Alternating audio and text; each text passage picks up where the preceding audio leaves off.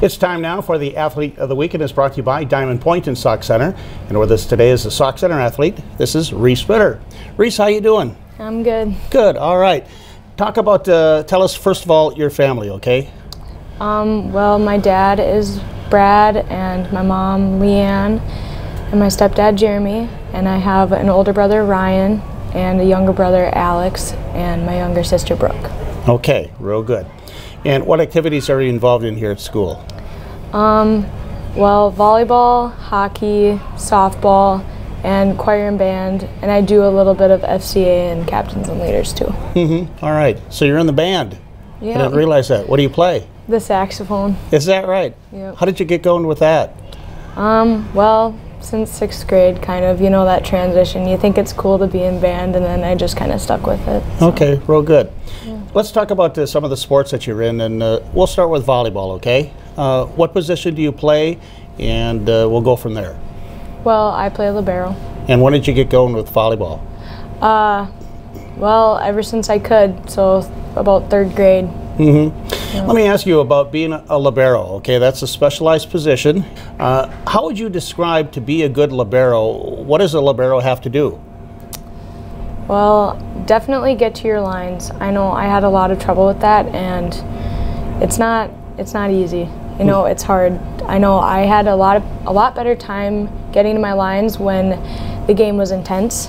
You know, I don't know, maybe it just moved quicker or, you know, but yeah. Well, for those of us that don't know, what do you mean by lines?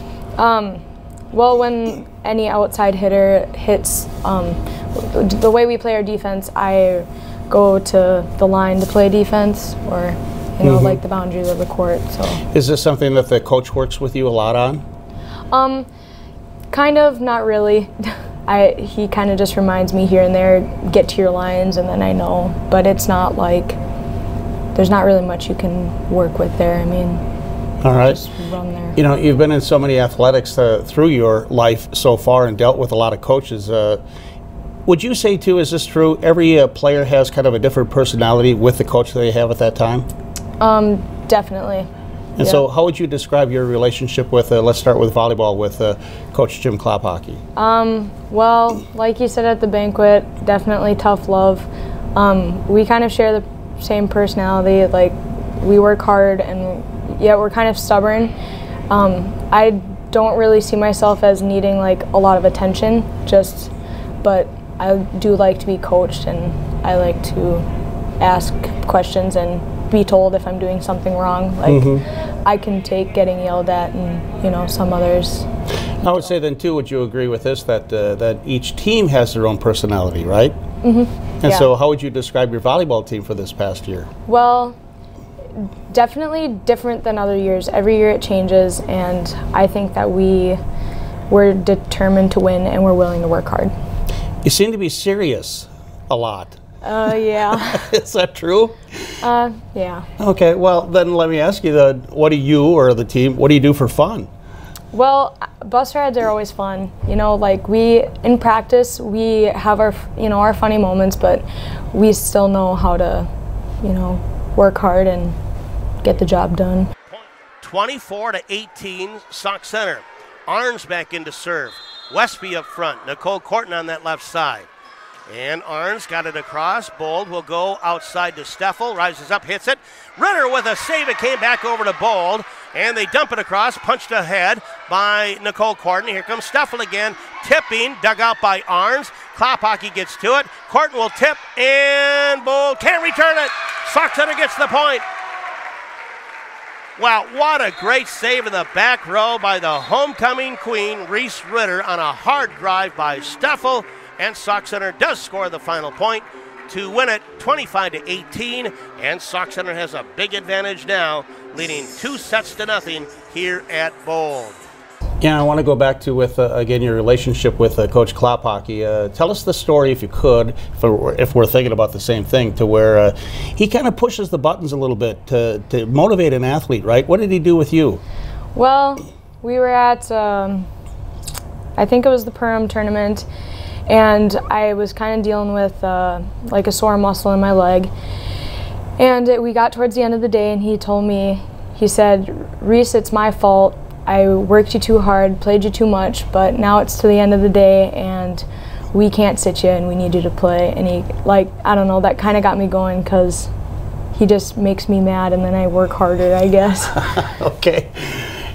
And just knowing your relationship then too, he kind of turns around with that smile and I know what he's thinking. He's saying, you watch her play now. Yeah. And did it work? It definitely worked. All right. So let's transition then into hockey. How did you get going with hockey? Well, at first I was in dance, and then my older brother was in hockey. I was in dance, and then my dad asked if I wanted to give hockey a try, and I said yes, and then I just never went back. Mm-hmm. And what do you play in hockey? I play defense. So could you compare being a libero and being a defenseman on the hockey team kind of the same way? Yes. I would say a libero is probably more comparable to a goalie, but it's still like along, the same lines. You're still doing, relatively the same thing. Mm-hmm. Don't want to take the floor, don't want the puck to go in the net. Third period, 3-2, River Lakes leads. Back out to center ice, they come back in, they'll shoot it in. Gloved back down though by Reese Ritter. Ritter is coming back down now. Got to the right side to the center red line, tried to shoot it in. Knocked away though. Tries to recover. Hustling is Reese Ritter. Long shot on goal. Got deflected and it bounces around and it goes in! It somehow goes in. Reese Ritter has scored to tie the game. Good hustle by Reese Ritter. Kept that play alive. She took a long shot. It got on goal and she eventually scored. It was kind of bouncing just a bit. The goalie couldn't find it, and it got in across the line for the goal. Ritter has scored to tie the game now at 3-3. I've got to ask you this, because I've asked other hockey players this that play girls hockey because of the rules that you play by, okay, with no checking. Can you describe, as a game goes on and it can be physical, where do you start to draw the line with that? Well, I mean, rubbing is, like if you were to be right next to each other with like a girl, shoulder to shoulder, that's fine. But if you do a hard hit, if you skate at them and hit them, that's different. Where boys can do that to get them off the puck, where we can't really bring our body into it. We just kind of have to skate alongside them and rub them off. Okay, what do you feel about that?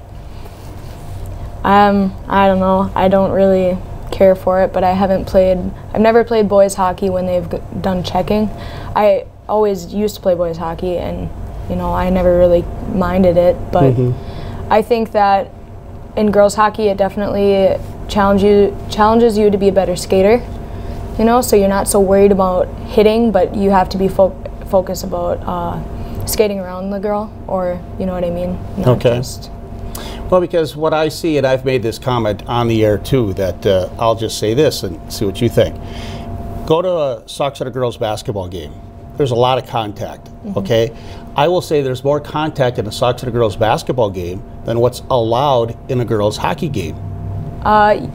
Yes, I would have to agree. There's more contact that goes on that is allowed in basketball than hockey.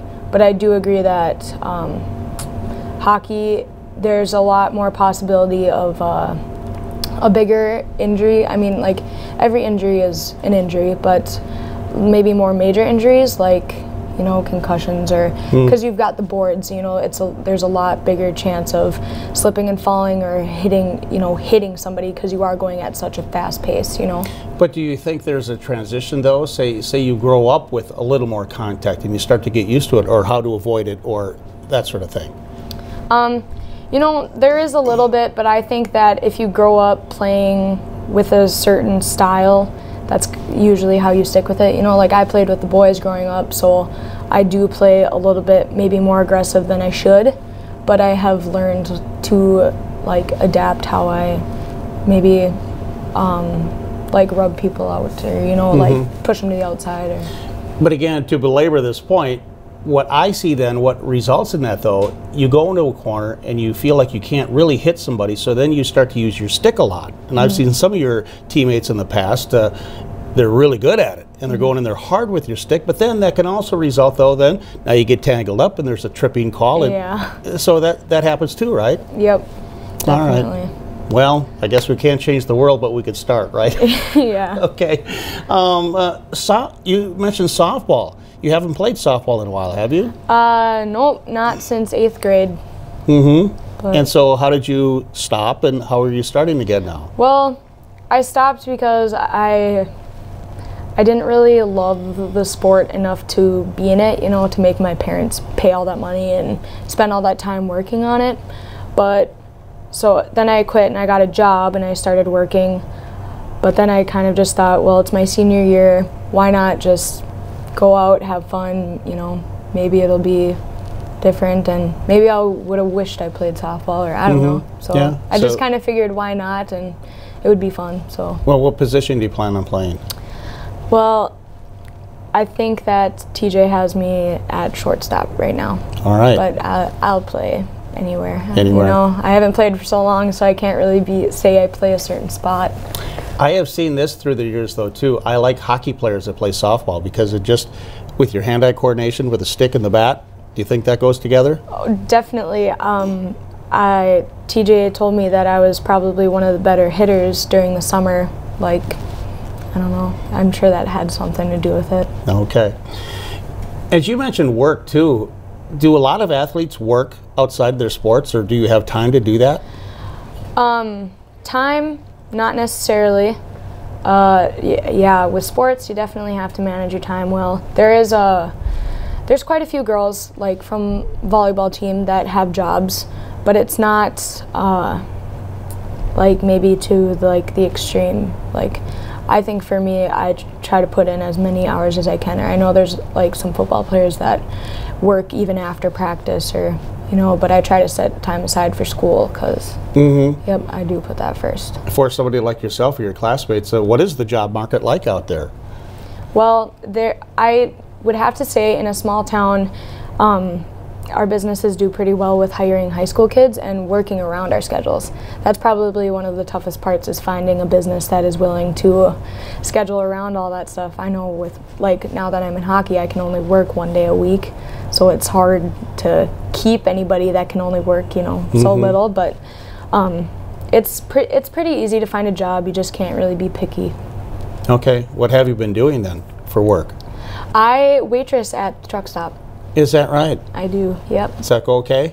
Yeah, I'd say so. It's a busy place. Yeah, it definitely is. Okay, but do you get some of the regular customers out there? Oh yeah, for sure. There's, you know, you always have those people that get in there daily. I know Jim does. He goes there and eats breakfast with his dad every day. And okay, yeah. Well, good.